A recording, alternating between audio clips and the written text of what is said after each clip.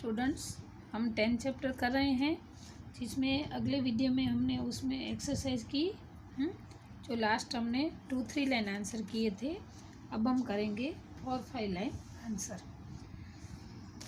जिसका first question है, आदमी का जीवन उसकी अपनी व्यक्तिगत जायदाद क्यों नहीं है। आदमी का जीवन है अपनी खुद की व्यक्तिगत जायदाद नहीं है।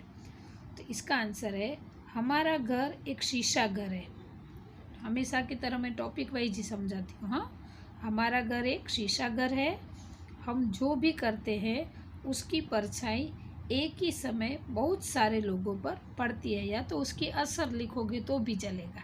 हाँ, तो हम जो भी करते हैं या तो हम जो भी काम करते हैं उसकी असर या तो उसकी परछाई एक ही समय बहुत सारे लोगों पर पड़ती है।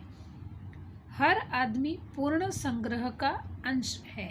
हाँ, हर आदमी पूर्ण संग्रह का अंश है, और जो कुछ भी अपने लिए करता है उसमें दूसरों का भी भाग होता है। वो नेक्स्ट पेज पे आएगा, जो मैंने लास्ट सेंटेंस बोला वो जो कुछ भी करता है उसमें दूसरों का भी भाग होता है। इतना वापस से रिपीट कर दूँ, हमारा घर एक शीशा घर है। हम जो भी करते हैं उसकी परछाई एक ही समय बहुत सारे लोगों पर पड़ती है। हर आदमी पूर्ण संग्रह का अंश है।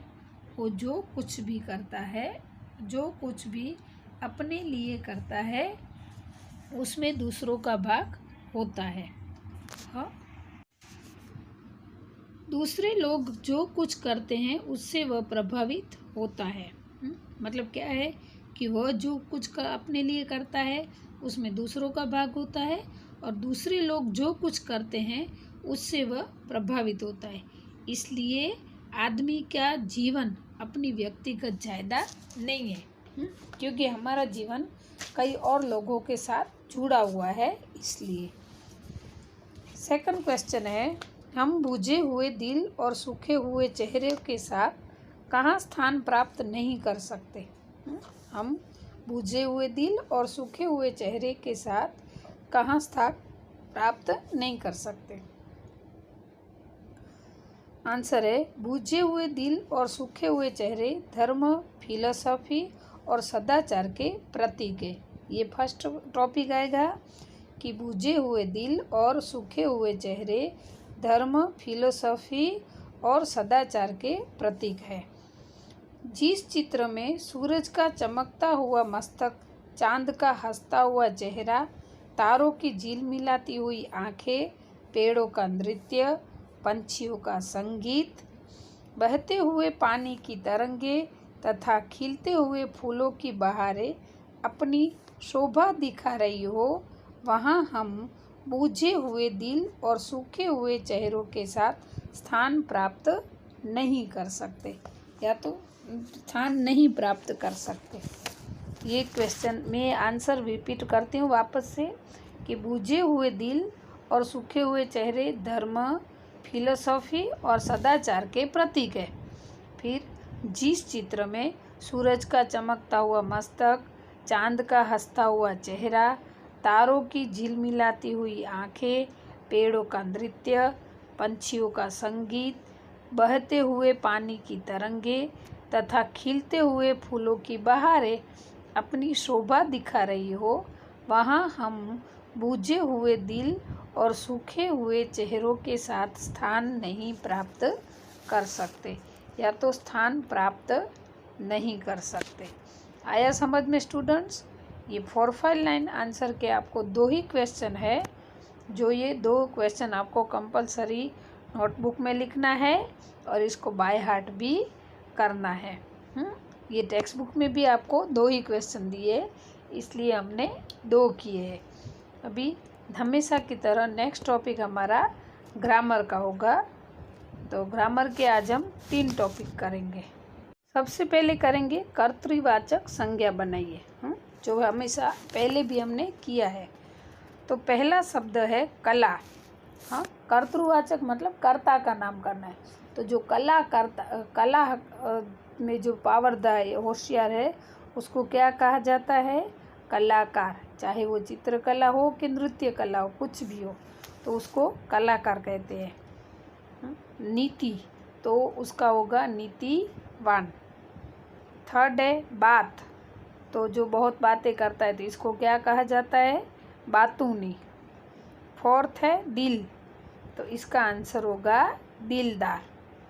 फिफ्थ है सदाचार, तो इसका आंसर होगा सदाचारी। सिक्स्थ है संगीत, तो जो संगीत की साधना करता है उसको क्या कहा जाता है, संगीतकार। सेवंथ है नृत्य, तो इसका आंसर होगा नृत्यकार। फटाफट वापस से रिपीट कर देती हूँ। कला तो कलाकार, नीति नीतिवान, बात बातूनी, दिल दिलदार, सदाचार सदाचारी, संगीत संगीतकार, नृत्य तो नृत्यकार। तो ये कर्ता के साथ उसकी कला को जोड़ना है। आया समझ में? अब नेक्स्ट टॉपिक है शब्दों के विशेषण बनाइए। हाँ, जो विशेषण किसको बोलते हो, कि जिसको विशेष रूप से बताया गया हो। तो संसार, तो इसका विशेषण होगा सांसारिक। फिर विश्व, तो इसका विशेषण होगा विश्वास, तो इसका विशेषण होगा विश्वसनीय। सेकंड क्या होगा, विश्वास, तो इसका विशेषण होगा विश्वसनीय। थर्ड है प्रतिबिंब, तो इसका आंसर होगा प्रतिबिंबित। फोर्थ है प्रकृति, तो इसका आंसर होगा प्राकृतिक। फिफ्थ है समय, तो इसका आंसर होगा सामयिक। और सिक्स्थ एंड लास्ट है अंश, तो इसका आंसर होगा आंशिक। वापस से रिपीट कर देती हूँ। संसार का सांसारिक, विश्वास का विश्वसनीय, प्रतिबिंब का प्रतिबिंबित, प्रकृति का प्राकृतिक, समय का सामयिक, अंश का आंशिक। तो यहाँ पर ये विशेषण के टॉपिक ख़त्म होते हैं। अभी है भाववाचक संज्ञा बनाइए। भाव मतलब इमोशनल। तो पहला वर्ड है प्रसन्न, तो इसका भाववाचक होगा प्रसन्नता। दूसरा है सरल, तो सरलता।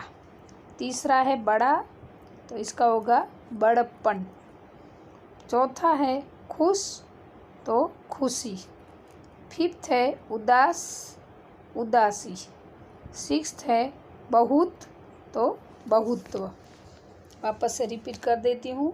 प्रसन्न प्रसन्नता, सरल सरलता, बड़ा बड़प्पन, खुश खुशी, उदास उदासी, बहुत बहुत्व। तो ये टॉपिक यहाँ पे कंप्लीट होता है स्टूडेंट्स। ये 10 चैप्टर भी हमारा कंप्लीट होता है। इसका रिटर्न वर्क भी सब कुछ हो गया है, ग्रामर भी हो गया है, एक्सरसाइज भी हो गई है। तो आपको ये पूरा चैप्टर आपकी नोटबुक में लिख लेना है। हाँ, तो ये वीडियो यहाँ पे कंप्लीट होता है। नेक्स्ट वीडियो में हम नए लेसन के साथ मिलेंगे। अस्तु।